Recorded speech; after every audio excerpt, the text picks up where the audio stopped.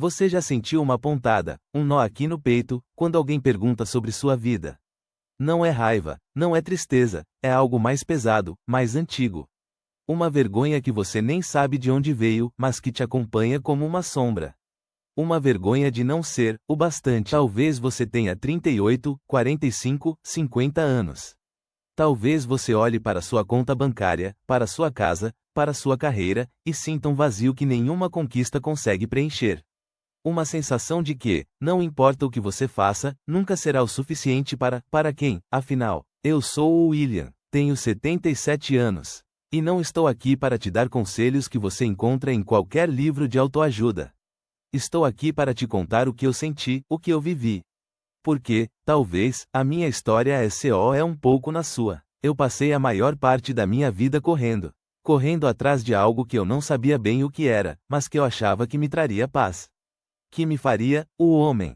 Que finalmente calaria aquela voz, aquela comparação incessante que eu carregava desde menino. Você sabe do que estou falando, não sabe? Aquela sensação de que, por mais que você se esforce, por mais que você conquiste, ainda falta algo.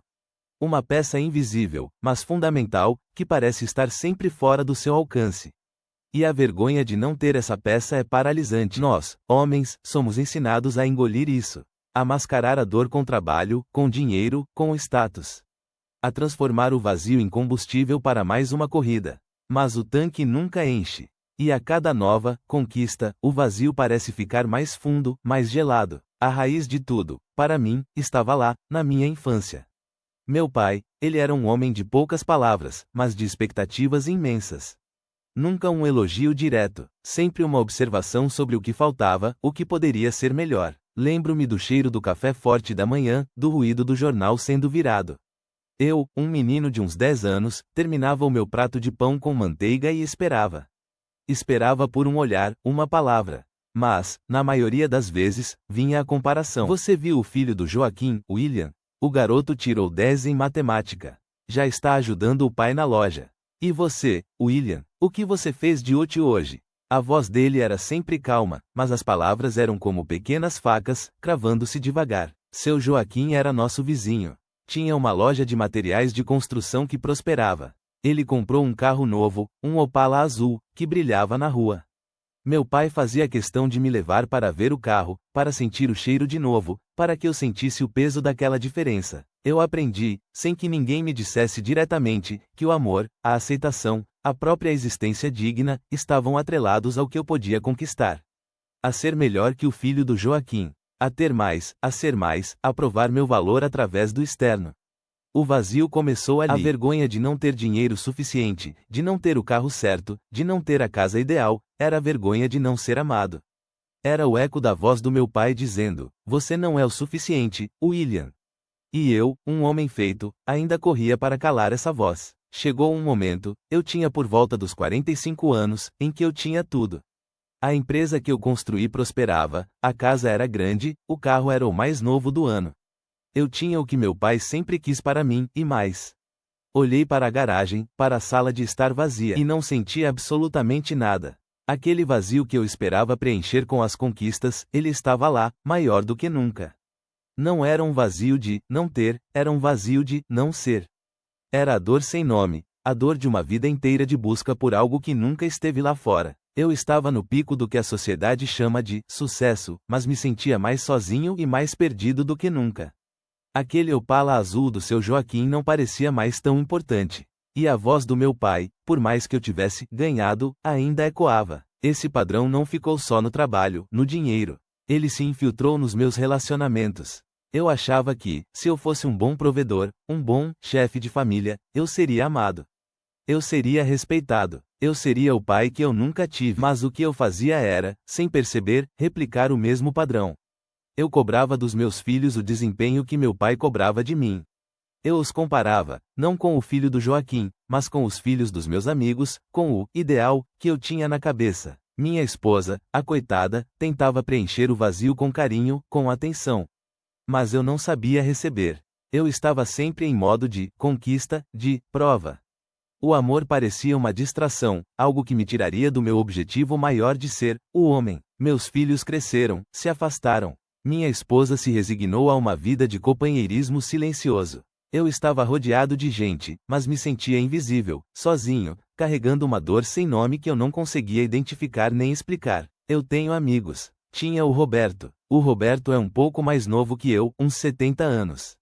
Ele ainda está correndo. Ele ainda compra o carro mais novo, a casa de veraneio maior. Ele fala da aposentadoria como se fosse o fim, não um recomeço. O Roberto tem o mesmo brilho nos olhos que eu tinha aos 40.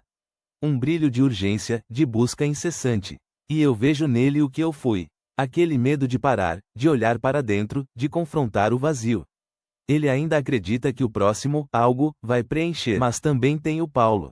O Paulo, uns anos mais velho que eu, parou. Ele vendeu a empresa, se mudou para uma casa menor, no campo. Ele começou a pintar quadros, a cuidar de uma horta. No começo, eu achava que ele tinha enlouquecido. Fui visitá-lo. Ele me recebeu com um abraço apertado, um abraço de verdade, sem pressa, sem julgamento. E eu vi nos olhos dele algo que eu nunca tinha visto nos meus, uma paz tranquila. Uma suficiência que não dependia de nada externo. Ele não falava de dinheiro, de negócios. Falava da terra, das cores que via no pôr do sol, da alegria de ver uma semente brotar.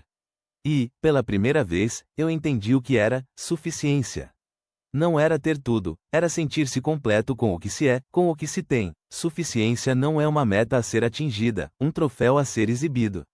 É a quietude que vem quando você para de correr. É o silêncio daquela voz que te compara, que te diminui. É a liberdade de ser quem você é, sem precisar provar nada para ninguém. É a permissão para sentir o que você sente, para ser imperfeito, para não ter todas as respostas. É a presença, a capacidade de estar no agora, de sentir o chão sob seus pés, o ar nos seus pulmões, sem a urgência de ter que ser mais ou ter mais. A busca incessante por validação externa, por mais dinheiro, por mais status, é um mecanismo de fuga. É uma forma de não ter que lidar com aquele vazio, com aquela vergonha primordial de não ser o bastante, que foi plantada lá atrás, na infância. É o eco daquela voz do pai, olha o filho do Joaquim, que ainda te empurra para a próxima conquista. E, enquanto você estiver correndo para calar essa voz, você nunca vai encontrá-la. Porque a voz não está lá fora, ela está dentro de você. O dinheiro, a casa, o carro, são apenas paliativos. Eles dão uma sensação momentânea de preenchimento, mas logo a lacuna volta. Porque o problema nunca foi a falta de coisas, mas a falta de uma conexão genuína consigo mesmo, com o seu próprio valor intrínseco. Você não precisa mais correr. Você não precisa mais provar nada para ninguém. Muito menos para o fantasma de uma expectativa antiga, para aquela voz que te disse que você não era suficiente. Você sempre foi. Olhe para dentro. Sinta essa vergonha, essa culpa, esse vazio. Dê um nome a essa dor sem nome. Ela é real. Ela é sua. E ela te trouxe até aqui, até o ponto de questionar, de querer algo diferente. Permita-se parar. Permita-se sentir. Permita-se ser. Não é um caminho fácil, mas é o único que te leva de volta para casa, para dentro de você mesmo, onde a verdadeira suficiência sempre esteve esperando. Se você conhece um homem que está carregando essa vergonha silenciosa, esse vazio difícil de nomear, que ainda corre atrás de algo que nunca chega, talvez ele precise ouvir isso. Talvez ele precise saber que não está sozinho.